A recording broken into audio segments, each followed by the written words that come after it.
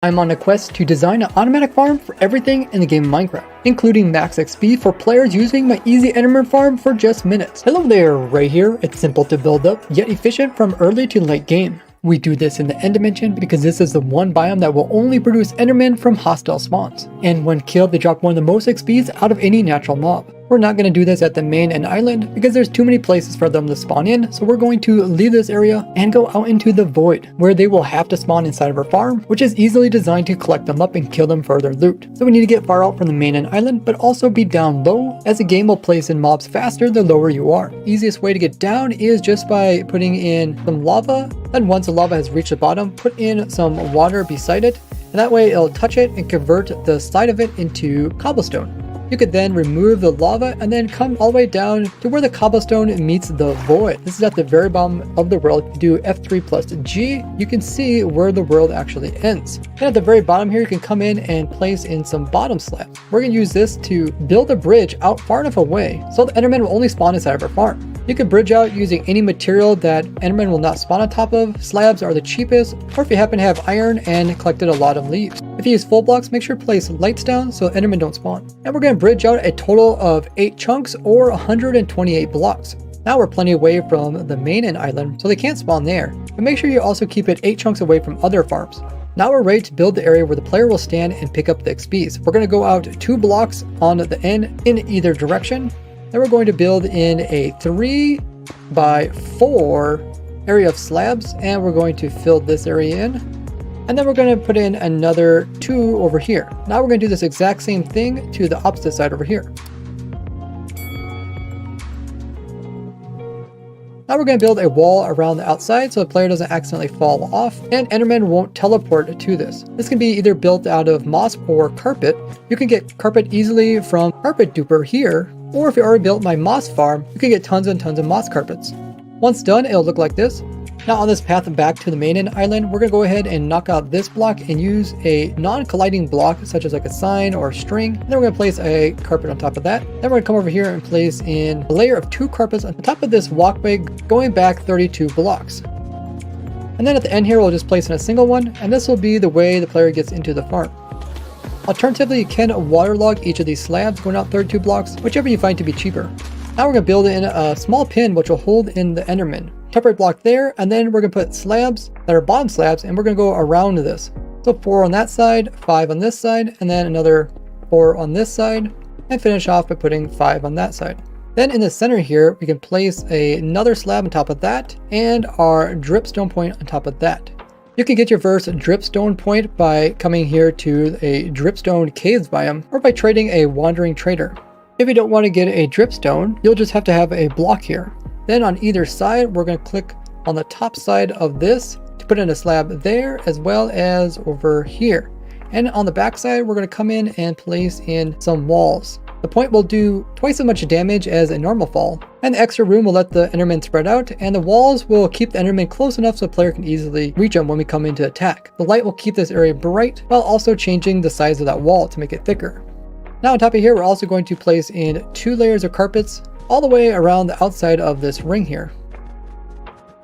Except for the last place here where we're going to place in some blocks. This is going to be the drop chute, which makes sure the Endermen fall directly into the killing chamber. I'm going to use glass so it's easy to watch them fall, but you can use whatever blocks you want to. Now we're going to take each of these up a total of 18 blocks, counting this one. So we can easily do this just by putting 17 blocks on our hotbar here, and then as we stack up, once we run out, we'll be exactly where we need to stop. Now we can do the same thing to the other 3 sides. And if you're not using the dripstone method, then you're going to have to add in another 21 more blocks upwards in order for the Enderman to be a one-hit kill using the sweeping effect of a low-level sword. Once on top, we're going to go ahead and use top slabs to fill in these corners here. Then we're going to come in and place in a trapdoor there, as well as shift click one on top, and we're going to open those up just like so. And we're going to come in and place in walls around like this. Then we're going to get on top of these walls and place in a double layer of carpet all the way around. This way the Enderman will only be able to come in from the entrance here and won't be able to teleport on top of this. Now at this point, while we're up here, we're going to place in the Endermite. We'll place a temporary block there, then a wall here. Now we need to get up on top of this and build in a small area where we will spawn in the Endermite. So we're going to build in a 2 long area, and then we're going to come in and place in some walls so the Endermite cannot escape. I want to make sure the floor is made out of a block that we can place a rail on, and we'll place it just like so. Now we're ready to summon in the endermite. You do have to be in survival in order for the endermite to be the proper type. You can't use spawn eggs. Now to get the pearls for the endermite, all you have to do is come in and build in a small overhang for the player to hide underneath of, and then just stand underneath here and look at some endermen. This will make them mad and they'll come towards you. You can kill them just from standing here, or you can just place a boat beside them and then push them into it.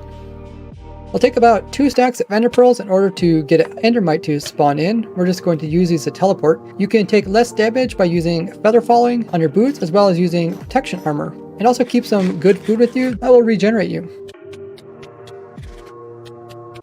Once you got a endermite, make sure you're not actually wearing any thorns armor, because that could end up actually killing it.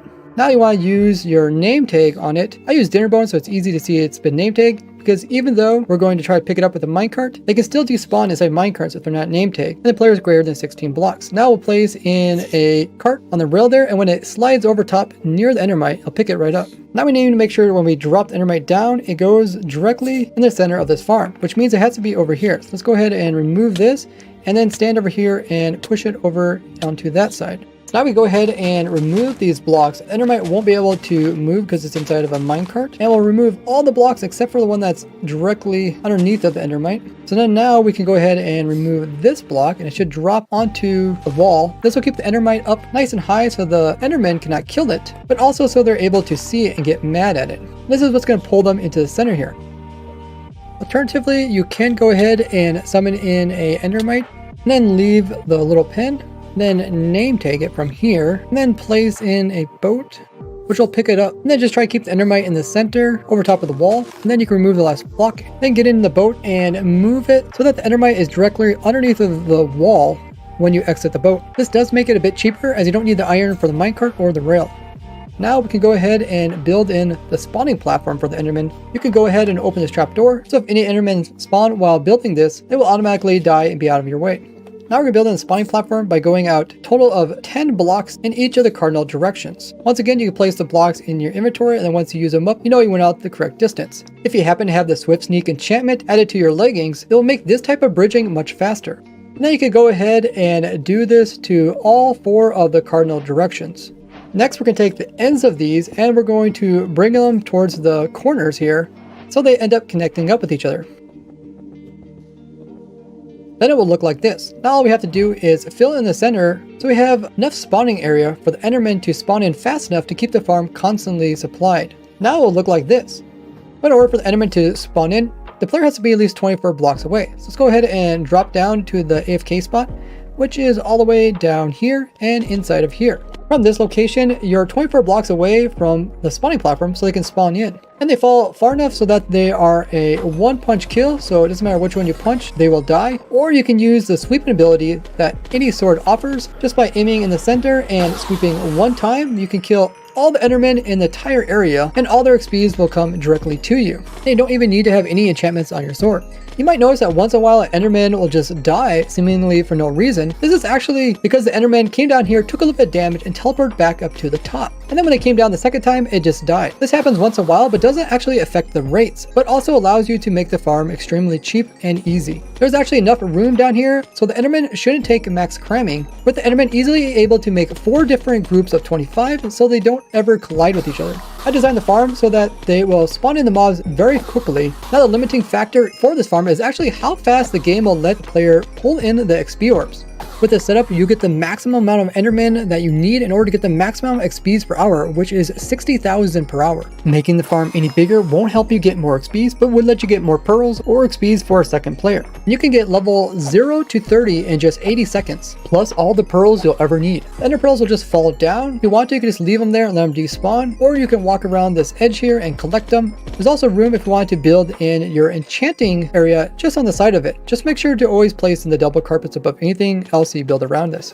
From beacon farm to ancient debris farm, see how I farmed it all in this playlist here. Thanks to each of my supporters who made this crazy quest possible by being a Twitch sub, Patreon, or Discord subscription for as low as $1 a month. Otherwise, you can help for free by leaving a like and subscribing, and I will see you guys in the next one. Bye bye.